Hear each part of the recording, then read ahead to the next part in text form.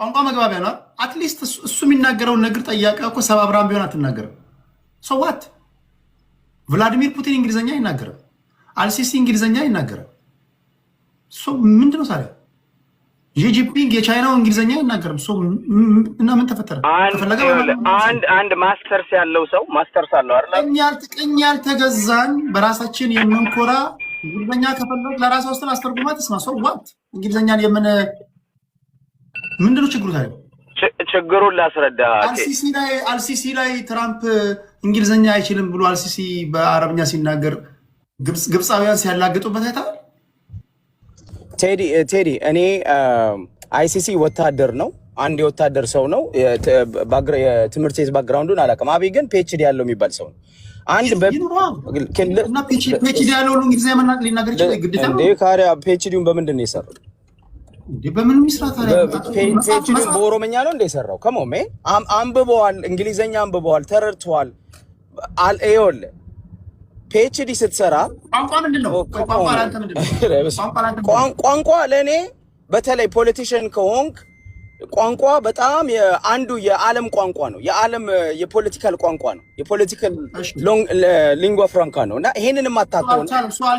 አልቻለም ኦኬ ሶ ዋት ምን ሆነ በቃ አንዱ ሀገር መምራት የምንድነው የሚባለው የሀገር የመምራት ችሎታ እንደሌለው የሚያሳይ ነው አንድ ሰው መለዜ አሁን ለምሳሌ አክሊሉ ሀብተወልድ አይደለም እንግሊዘኛ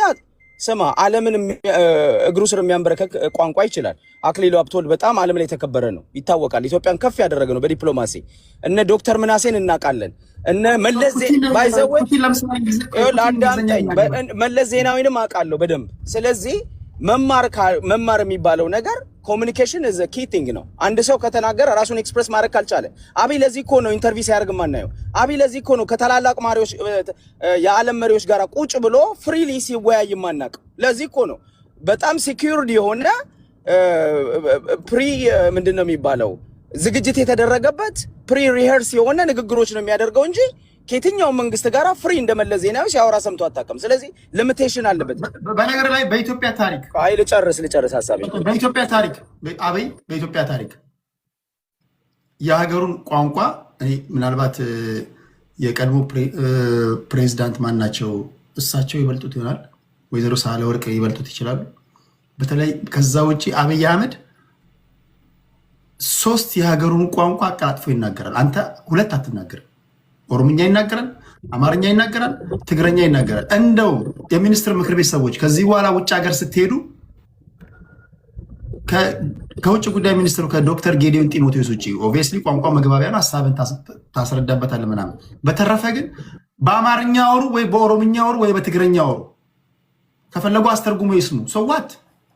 እኔ ሀገር መሪ ብሆን በምችለው 3 ቋንቋ ከ3 በአንዱ ተጠቀማሉ ቴዲ አንድ ያንተ ንግግር ምን እንደሆነ ታውቃለህ አንድ ለማኝ አደባባይ ወጥቶ እየለመነ አቅሟዳውን አዘርግቶ ከፈለጋችሁ ብር ስጡ ከፈለጋችሁ ብር አትስጡ የሚል ለማኝ ነው ማለት እኛ የደሃ ሀገር ሰው እኔ አናደደኝ መሰለ እኔ አናደደኝ ቀኝ ያልተገዛ ለጭፈራና ለዳንሱ ሲሆን እንደንሳለን የጥቁር ኩራትን በማንነታችን ምንኮራንን አባቶቻችን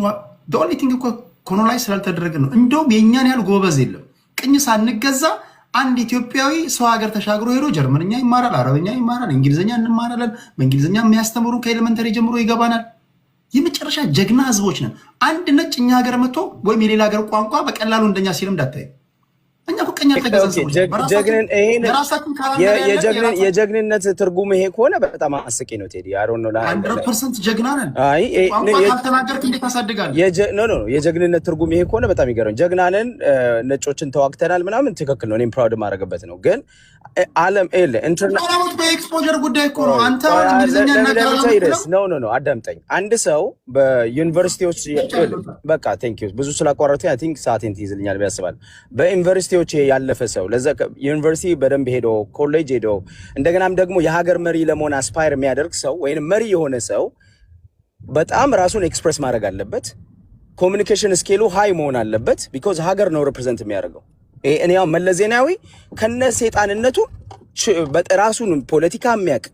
ቋንቋ የሚያውቅ ሀገርን ሪፕሬዘንት ማድረግ የሚችል ሰው ስለሆነ ኮራበታለሁ በመለስ ዜናዊ እየጠላሁት ኮራበታለሁ አንድም ቀን መለስ ዜናዊ እኮ አፋቸውን ነው የሚያስከፍታቸው እነ ቡሽን ሌሎችን ቁጭ አድርገው he knows how to communicate, he knows how to diplomat, so he's very diplomatic ነው በደንብ ነገሮችን በደንብ የሚያውቅ ሰው ነው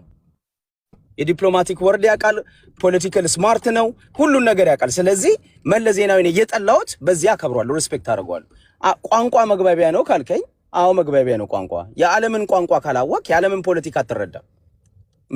በቃ አንተ በጣም መሳቂያ ነው የምትሆነው በዓለም መድረክ ላይ ቁጭ ብለህ ልክ አይሾ ስፒድ ነው የምትሆነው አይሾ ስፒድ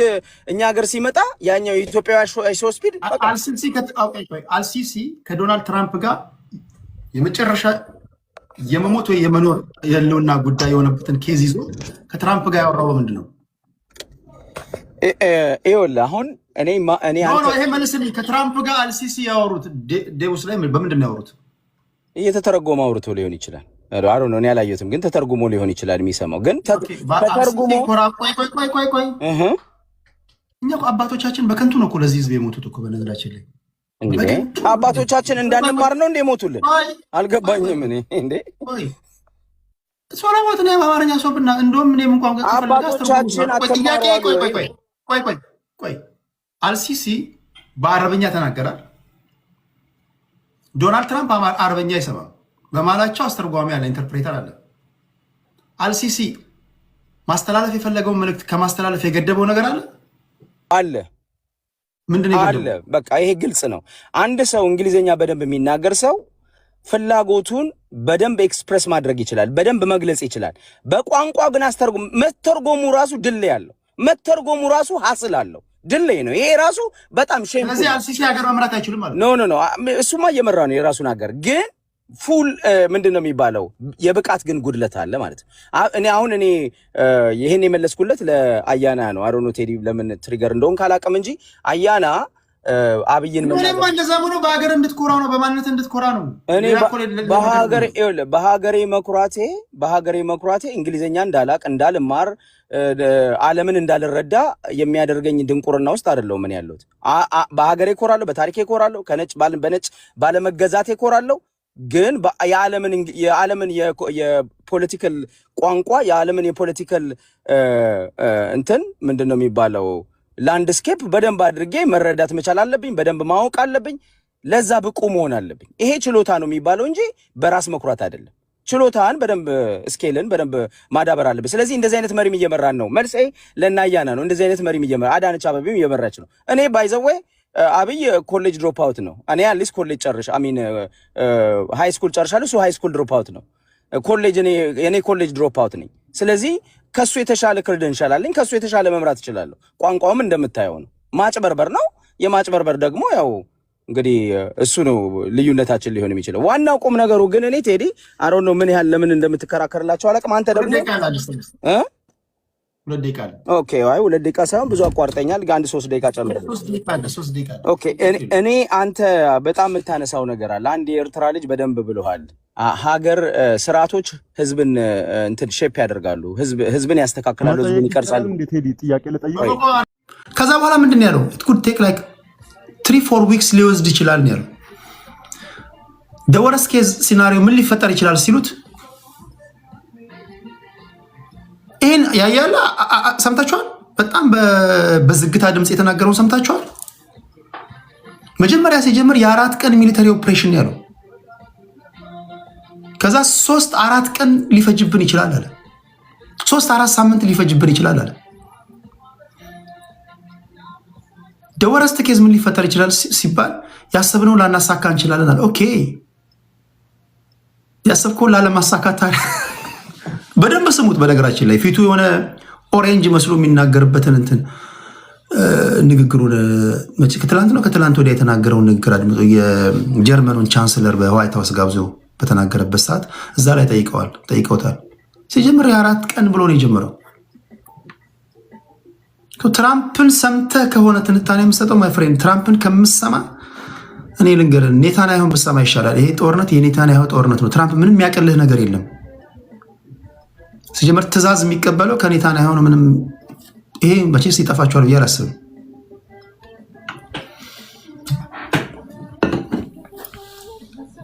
እሺ የመጨረሻ ምናልባት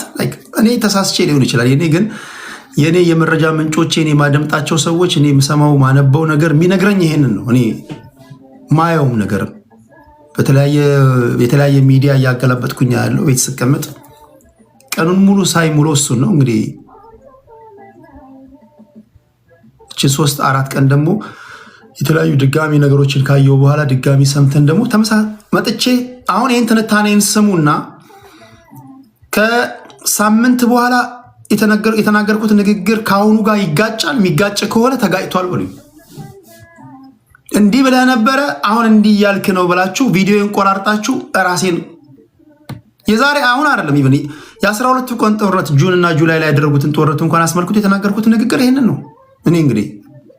ከኔ ጋር አብራችሁ የነበራችሁ ካላችሁ አሁን ሲዝፋየር አድርጓል። ድጋሚ ግን ተመልሰው መዋጋታቸው አይቀርም። ይሄ ጦርነት የኔታንያሁ ጦርነት ነው። ታላቋን እስራኤል የመገንባት ነው። የማይቀር ነገር ነው። አሁን ጊዜ መግዛት ነገር ነው።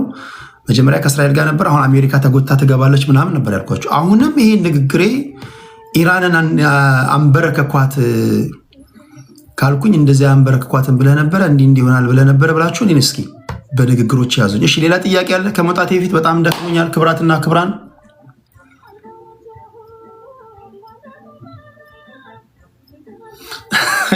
ሳይዋጉ